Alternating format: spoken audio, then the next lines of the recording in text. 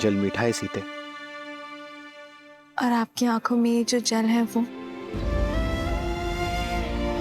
संसार से अपना मन छुपा सकते हैं, पर अपनी सीता से नहीं यार।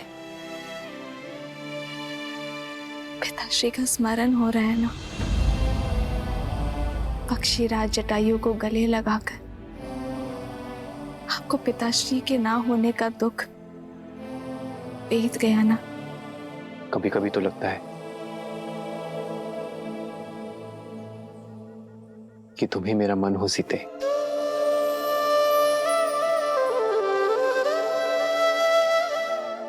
मेरे भीतर के सोच भाव, पीड़ा, आनंद,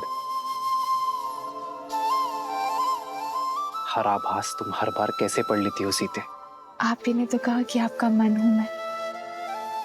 सीता श्वास भले ही इस शरीर से लेती हो, पर उसके हृदय में केवल राम बसे यार।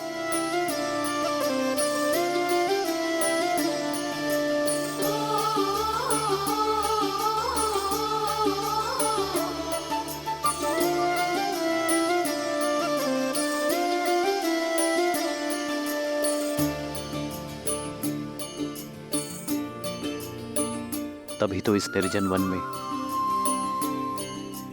इतने वर्ष तुम्हारे साथ कैसे बीत गए सीता, मुझे ज्ञात ही नहीं चला।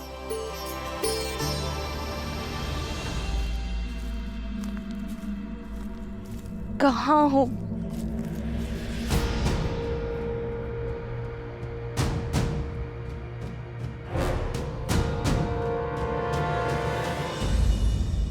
कभी कभी तो ये वनवास वरदान लगता है आर्य। अयोध्या में होते तो राजकाज में आपको कहाँ समय मिलता कि आप अपनी सीता के बिखरे केश संभाल सके।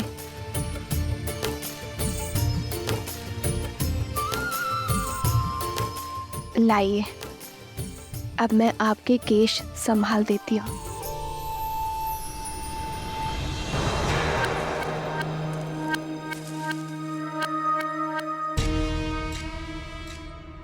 संभाला तो है तुमने मुझे सीते, मेरे संकल्प को संभाला है। इस धर्म यात्रा की रथ हो तुम।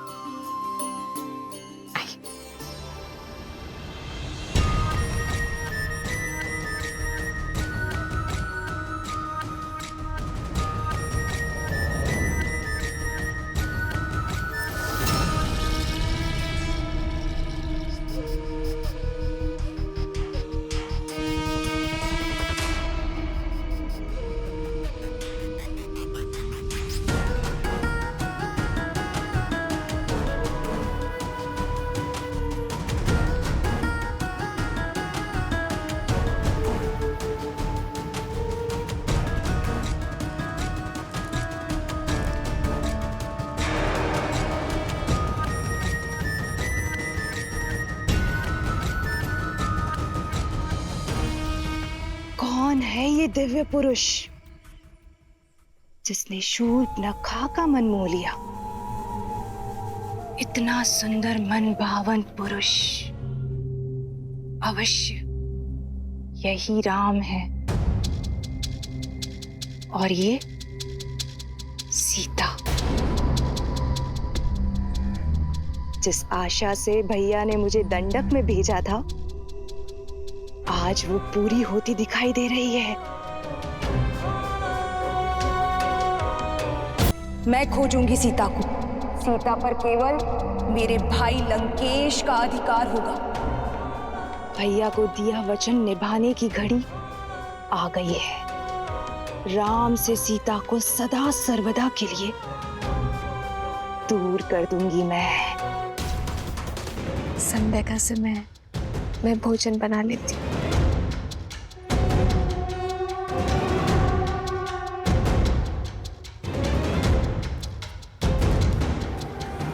अंततः मेरे योग्य वर की खोज समाप्त हुई। एक ही तीर से 2 लक्ष्य साधूंगी मैं। भैया रावण को सीता मिलेगी और मुझे मुझे ये मन भावन राम।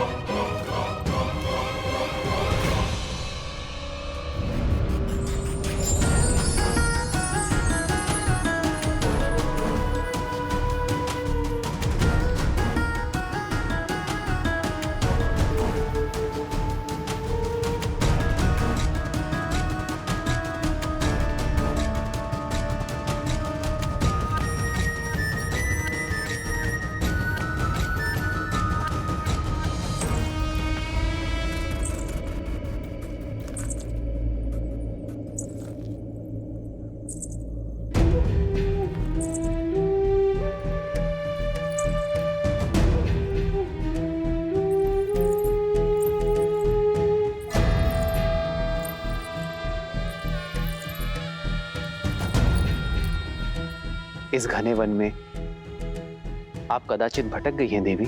भटक तो मैं अब तक रही थी, किंतु अब मुझे मेरा लक्ष्य प्राप्त हो गया है।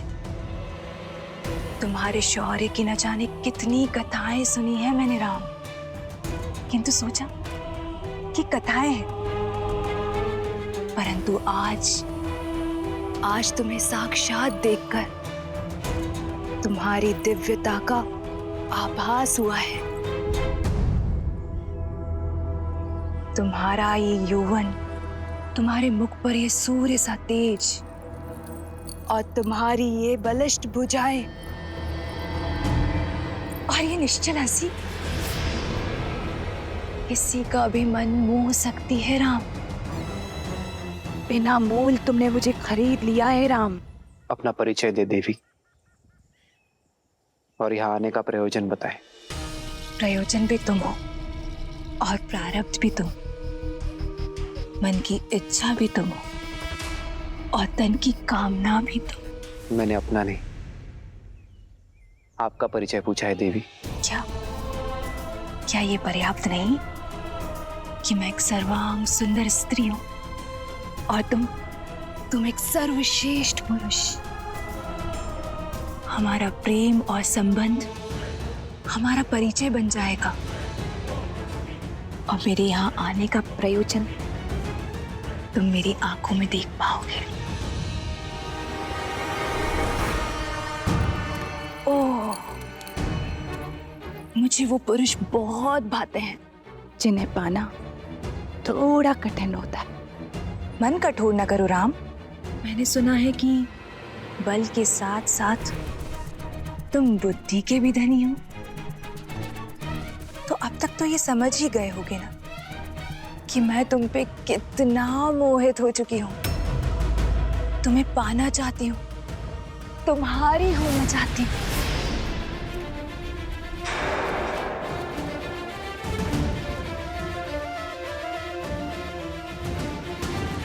मैं आपके प्रेम का अनादर नहीं करना चाहता, किंतु क्षमा करना, मैं आपके प्रेम का पात्र नहीं बन सकता। ऐसा न कहो राम। वर्षों की प्रतीक्षा के बाद मैंने किसी को स्वयं के योग्य पाया है। क्या कमी है मुझ में? क्यों तुम मुझे अपने योग्य नहीं समझते हो? आप में कोई कमी नहीं है देवी, किंतु मैं विवाहित हूं। अरे आप किससे बात?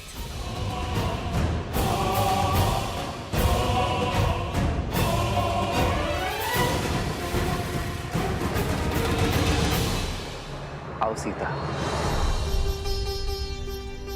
इनसे मिलिए देवी। यह है मेरी धर्मपत्नी जनक नंदिनी सीता। मुझे तुम्हारी धर्म पत्नी से कोई समस्या नहीं है राम, क्योंकि राजाओं और राजकुमारों का धर्म उन्हें कई पत्नियां रखने की अनुमति देता है। मैं कोई राजा नहीं हूं देवी, एक साधारण सा वनवासी हूं। उससे विवाह करके तुम साधारण नहीं रहोगे राम, क्योंकि मैं 10 लोकों के स्वामी लंकापति दशानन रावण की प्रिय बहन शूर्पणखा हूं।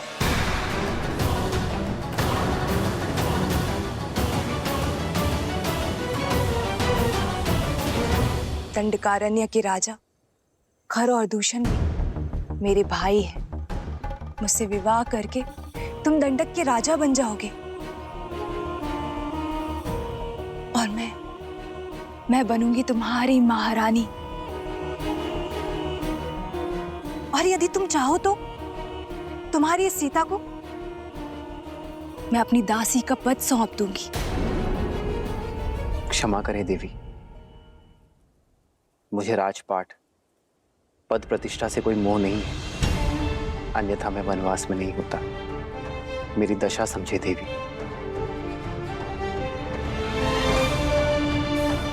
मैं एक पत्नी धर्म का प्रण ले चुका हूं। मेरी धर्म और मर्यादा का सम्मान करें।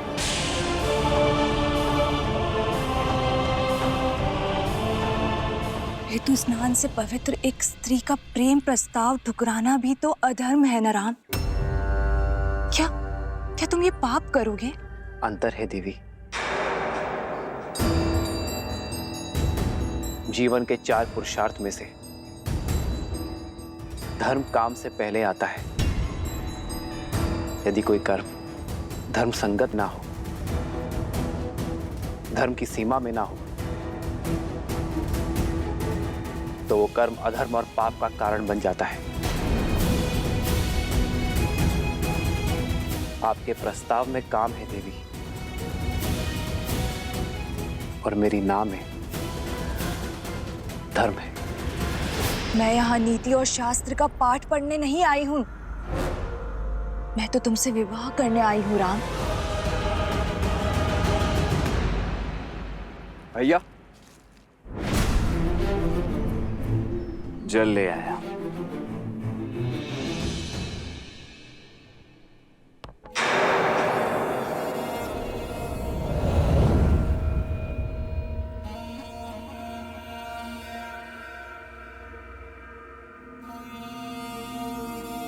ये युवक कौन है? ये मेरा अनुज लक्ष्मण है। देखने में तो ये भी मनमोहक, और साथ में कोई भी स्त्री नहीं। इसे विवाह प्रस्ताव दे सकती हो ना? आप एक स्वतंत्र नारी हैं देवी, और लक्ष्मण एक स्वतंत्र पुरुष। प्रस्ताव देना आपकी इच्छा है, और उसे स्वीकार करना ना करना लक्ष्मण की।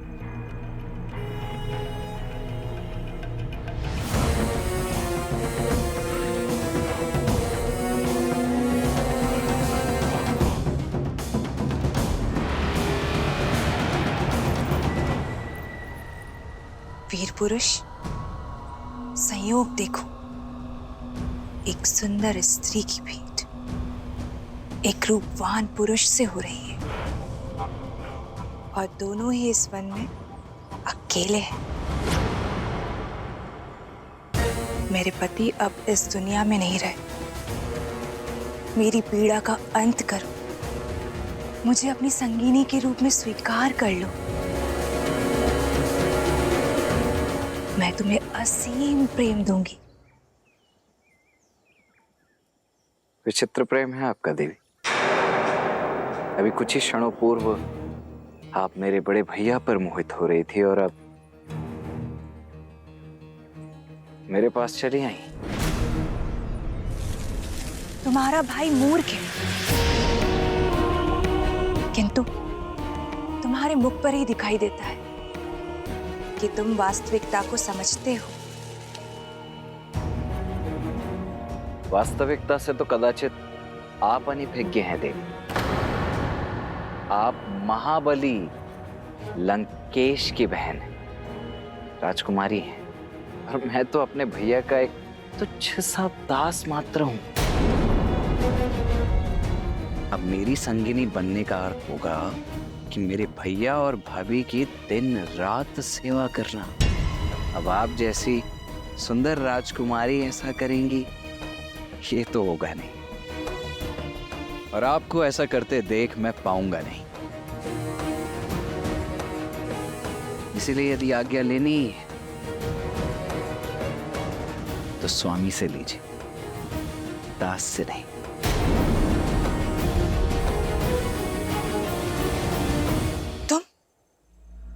दोनों भाई खेल खेल रहे हो ना मेरी भावनाओं के साथ। क्यों राम, क्यों? भावनाएं आपकी अनुचित है देवी,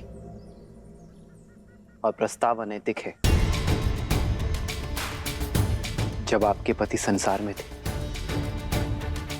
तब कोई पर पुरुष आकर आपको आपकी इच्छा के विरुद्ध विवाह के लिए विवश करता, तो क्या आपकी दृष्टि में वो धर्म होता देवी? यही स्थिति मुझ पर लागू होती है। और संबंध प्रेम और समर्पण से बनता है देवी, कामना और छीनने के प्रयास से नहीं। आपके लिए यही श्रेष्ठ होगा कि आप किसी ऐसे व्यक्ति को खोजें जो आपसे प्रेम करे। वही आपको संतोष दे पाएगा देवी। मैं अपनी सीता से अत्यंत प्रसन्न। मैं अपनी सीता के अतिरिक्त किसी और से प्रेम कर ही नहीं सकता देवी। इस सीता के कारण ही तुम मुझे त्याग रहे हो राम। क्या है इसमें? एक साधारण सी स्त्री जो कल वृद्ध हो जाएगी, उसका रूप और यौवन सब कुछ खो देगी, किंतु मैं माया की स्वामिनी हूं। मेरा शरीर सदा रूपवान और यौवन से भरा हुआ रहेगा। प्रेम का शरीर और यौवन से कोई संबंध ही नहीं है देवी। प्रेम तो आत्मा से होता है, जो मेरी आत्मा को सीता से। अब समझी समस्या की जड़ ये सीता ही है ना। इसके कारण ही मेरा प्रस्ताव ठुकरा रहे हो ना तुम।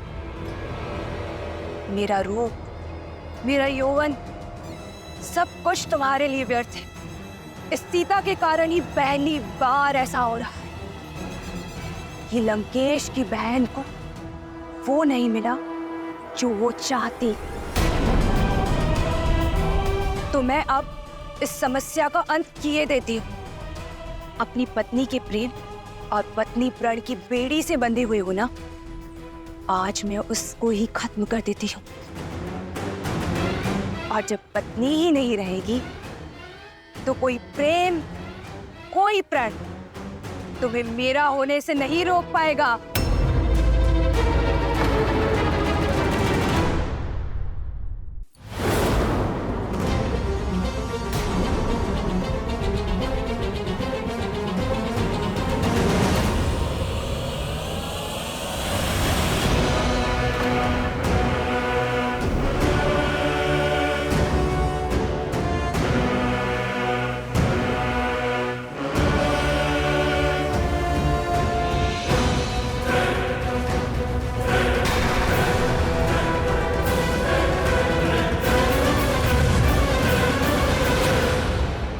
दुष्ट राक्षस है सीते।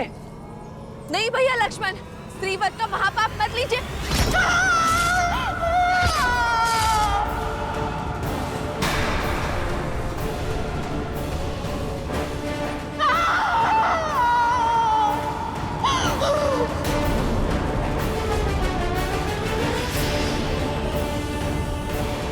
जिस रूप और सौंदर्य के अहंकार में चूर होकर इतने बड़े पाप का दुस्साहस करने जा रही थी, वही अब तुम्हारे जीवन भर का अभिशाप बनेगा।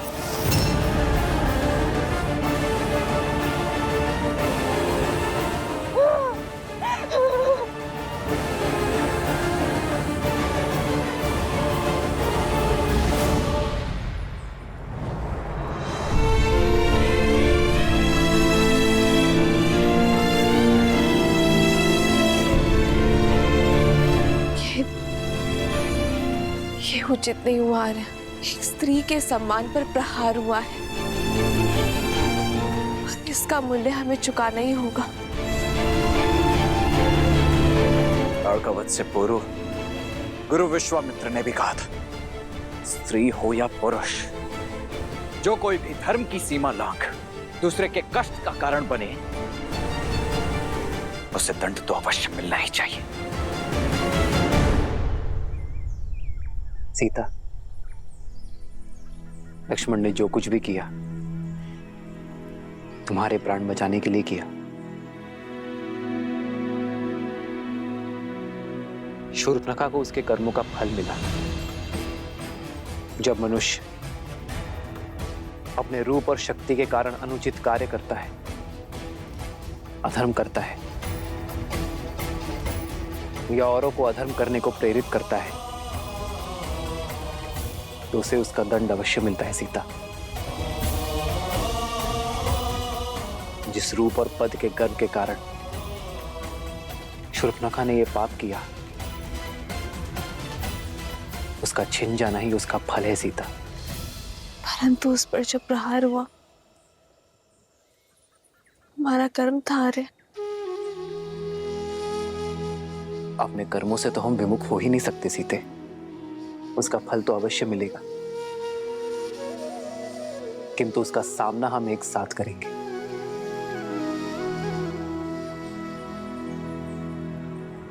रावण की बहन पर प्रहार हुआ यार।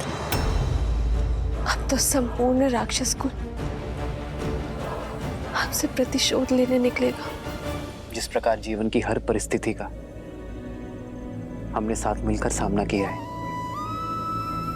इसका भी करेंगे सीता। क्योंकि संकट से भयभीत होकर धर्म के पथ को छोड़ देना रघुकुल की रीति नहीं है। सीता,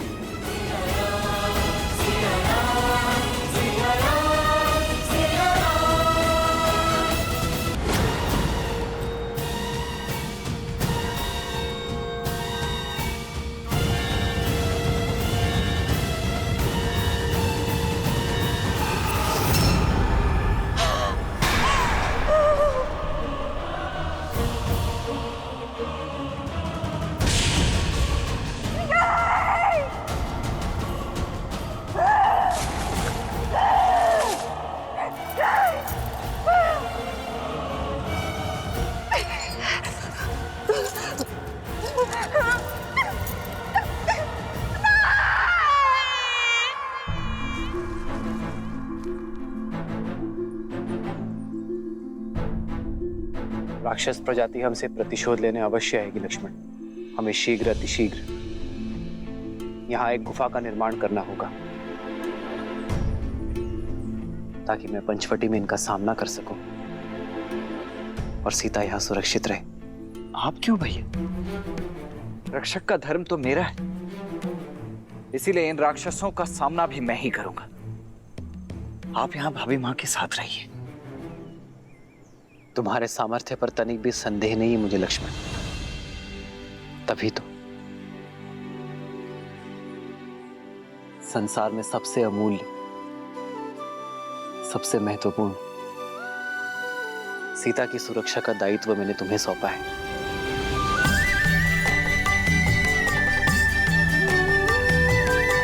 जी भैया।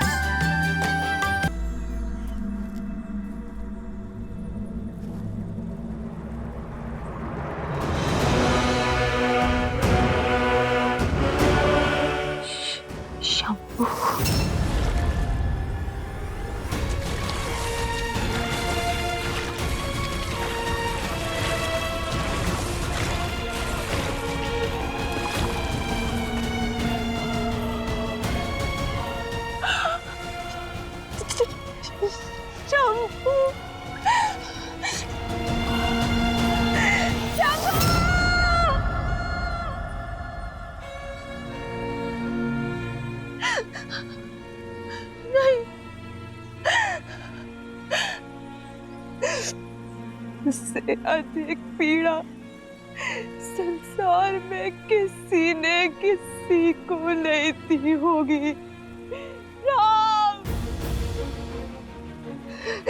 जो तुमने और तुम्हारे भाई ने मुझे दी है, उस जनक नंदिनी सीता के कारण।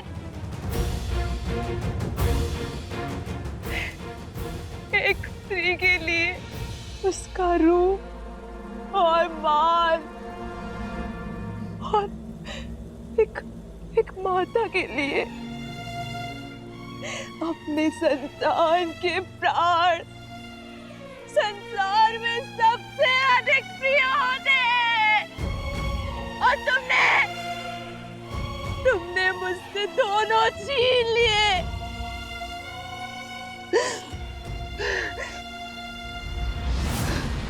नहीं छोड़ूंगी, नहीं छोड़ूंगी। राम, सीता, लक्ष्मण,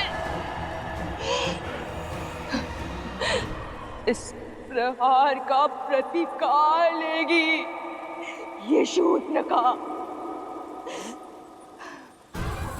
जो मेरी आंखों में आंसू भी नहीं देख सकता।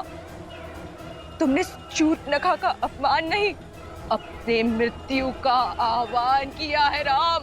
अब देखना कैसे राक्षस कुल तुम्हारे प्राणों का शत्रु बनता है, और कैसे तुम्हारा जीवन मृत्यु से भी भयानक होता है।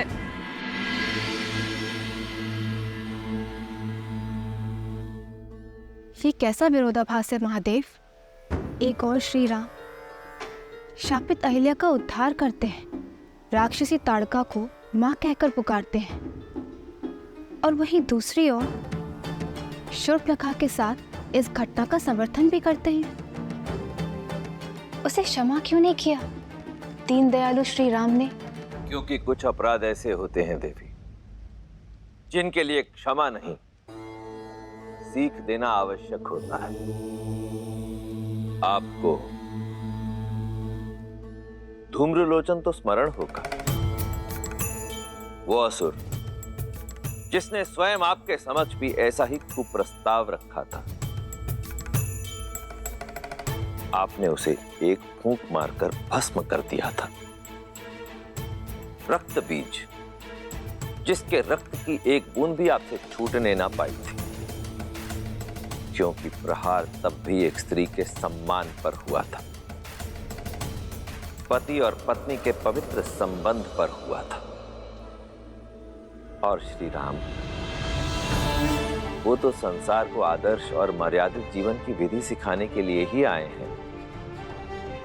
ऐसे में संसार को यह सीख देना भी अत्यावश्यक हो जाता है कि यदि किसी ने कुमार्ग को अपनाया तो उसे दंडित भी किया जाएगा। दंड स्वरूप शूर्पणखा की नाक काटी गई, उसके रूप के अभिमान को मिटाने के लिए उसके कानों को भंग किया गया, क्योंकि श्री राम द्वारा बार बार धर्म की बात समझाने पर भी वो उसे अनसुना कर रही थी।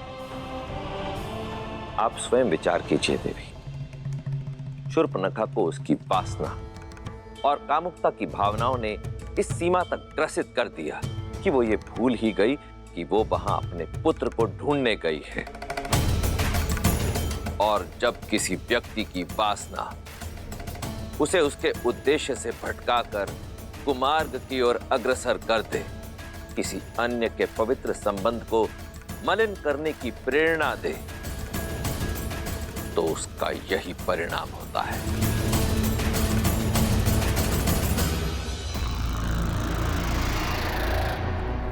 भैया,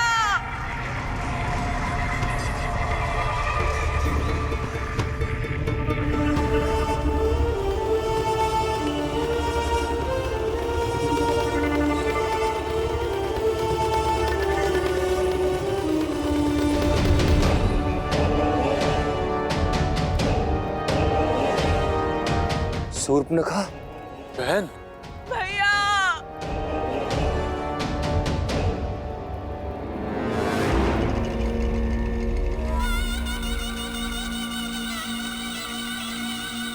बहन, ये कैसे?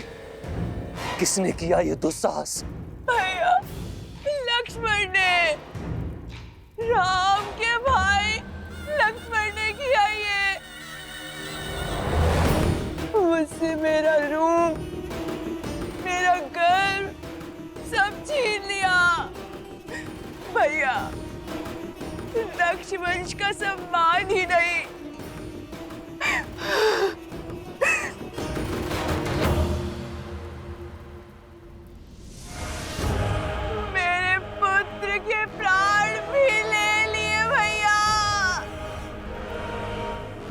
शंभू।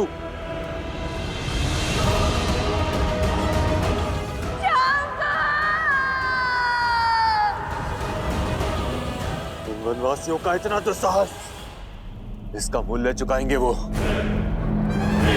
अपना प्रतिशोध पूरा होते देखोगी तुम बहन। ऐसी मृत्यु देंगे उन वनवासियों को कि भय का दूसरा नाम दंडकारण्य भी भयभीत हो उठेगा। उचित कहा दूषण,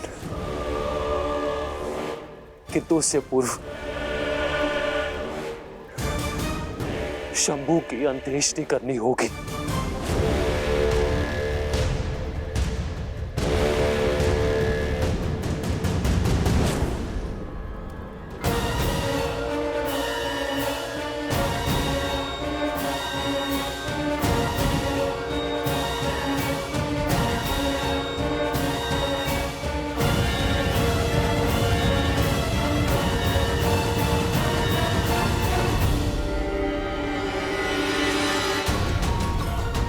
दूषण, अभी के अभी इसी क्षण हमारी पूरी सेना को सज्ज करो। पूरे 14,000 राक्षस सैनिकों के साथ पंचवटी की ओर कूच करेंगे। बहन के अपमान की अग्नि अब शत्रु के रक्त से बुझेगी। किंतु भैया, न राम साधारण है और ना ही उसके अस्त्र। भला हमारे राक्षस सैनिक उन शत्रुओं के सामने कैसे टिक पाएंगे भैया?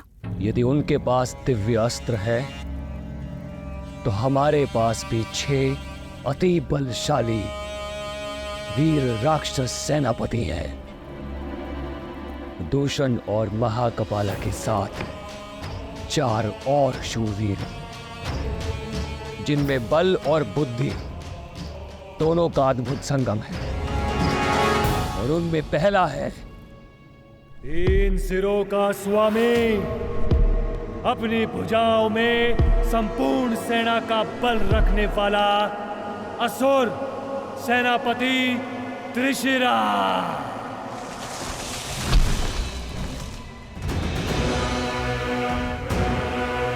दूसरा छल, बल और युद्ध कौशल का धनी, निपुण, निर्भीक, महापराक्रमी रामदेव।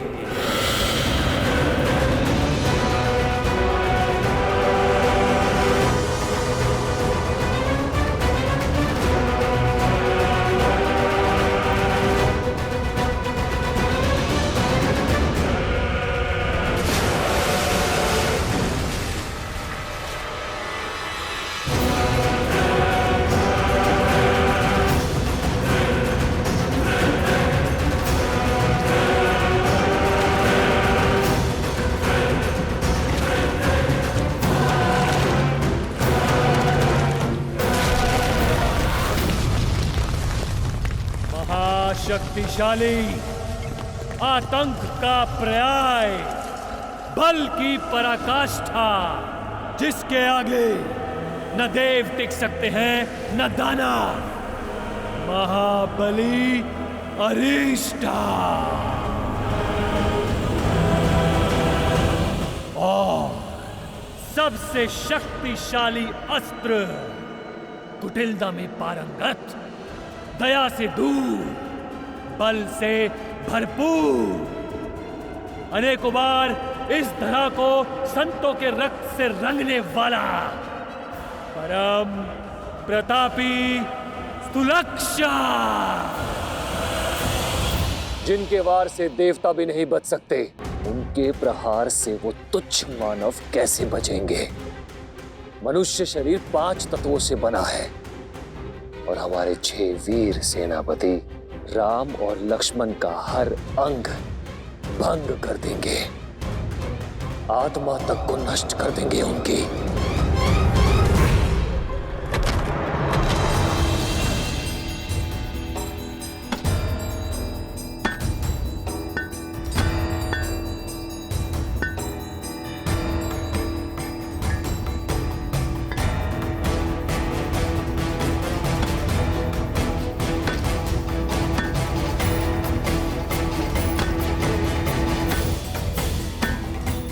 बस कीजिए भैया, अब तनिक विश्राम भी कर लीजिए। शेष कार्य मैं स्वयं ही कर लूंगा अकेले। विश्राम से अधिक महत्वपूर्ण है लक्ष्मण, हमारे पास समय शेष नहीं है। दिन ढलने के पूर्व इस गुफा का निर्माण करना होगा। जितना मैं उस रूप को समझा हूं, वो रात्रि में ही प्रहार करेंगे।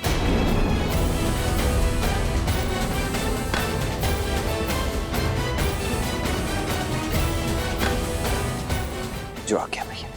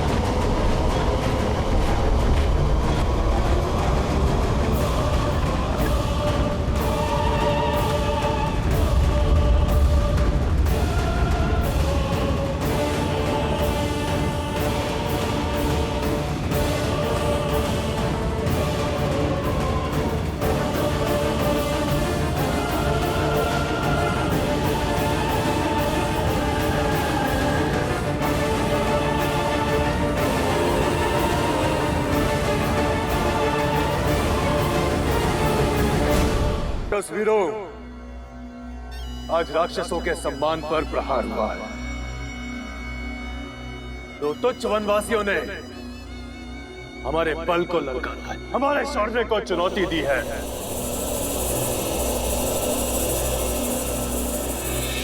परंतु आज हम ये सिद्ध कर देंगे कि क्यों धरा से लेके आकाश तक राक्षसों के आतंक से कांपते हैं, क्यों सदा त्रिदेव हमारी ही चिंता में मग्न रहते हैं। हम राक्षस कहलाते हैं। राक्षस, राक्षस।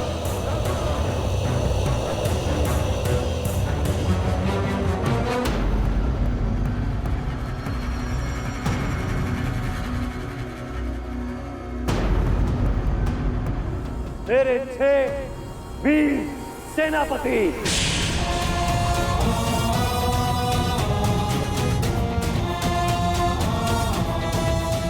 अपनी अपनी सैन्य टुकड़ी के साथ आज रात यहां से प्रस्थान करेंगे।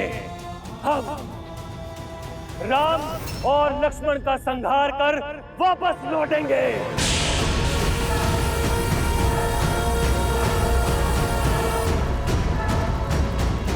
और इस द्वंद्व में हमारा पुरस्कार होगी ब्रह्मांड सुंदरी सीता।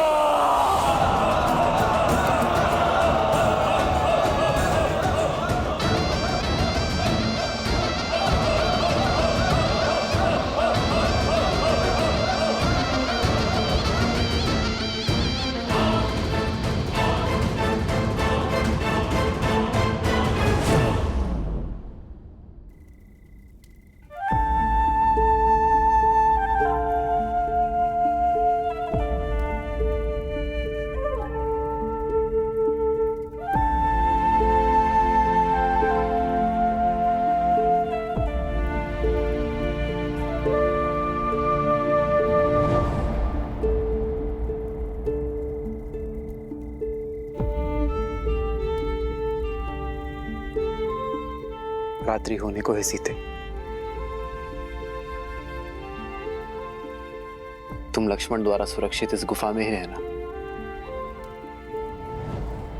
मैं पंचवटी में आने वाले संकट की राह देखूंगा। ये सब मेरे कारण हो रहा है ना आर्य।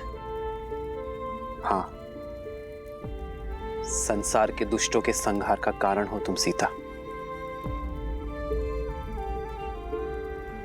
और ये गर्व की बात है।